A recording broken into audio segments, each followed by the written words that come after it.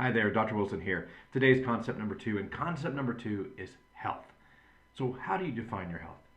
Most people across the states define health as a way I feel. It's just I feel good, so I'm healthy. I don't have any trouble.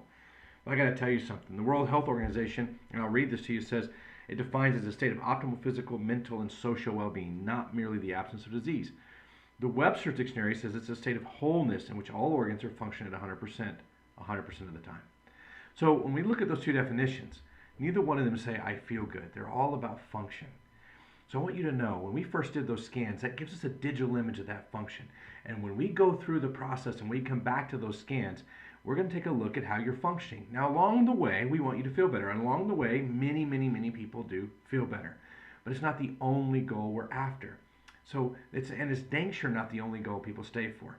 When you see families have been coming for years and years and years, and you talk to them, why are you doing this? Because I function better, I sleep better, I digest better, I do all these things better because my nervous system doesn't have interference, which was concept number one.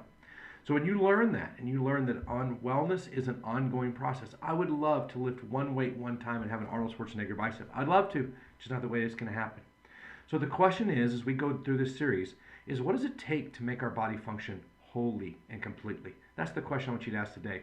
And as you come in for your visit this week, make sure to just ask one of us, whichever doctor you're seeing, ask us to say, hey, what else can I do to make my body whole? Because there are some things such as supplements and vitamins and so forth and so on that you can do, but we always want to start with your nervous system. So keep asking those questions, and we'll be talking to you about it as we go along. But remember, health is so much more than how I feel. It's 100% of how I function. And don't forget this. Many times across America, heart attacks are some of the leading causes of death. And the heart attack is the very first symptom. So if we wait till symptoms show up, many times it's trouble. It's the same thing with cancer.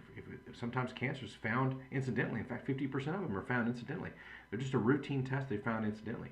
And so the reality of it is, if we wait to do just how I feel, we're going to miss it. So I'm proud of you. I'm proud of the fact that some of you are getting your family scanned. They're saying, hey, listen, I want to make sure my family doesn't have this thing called subluxation. I want to make sure my family's free from interference so that brain-body can connect and their life can be well, and I can have an optimal functioning nervous system. We'll see you at your next appointment.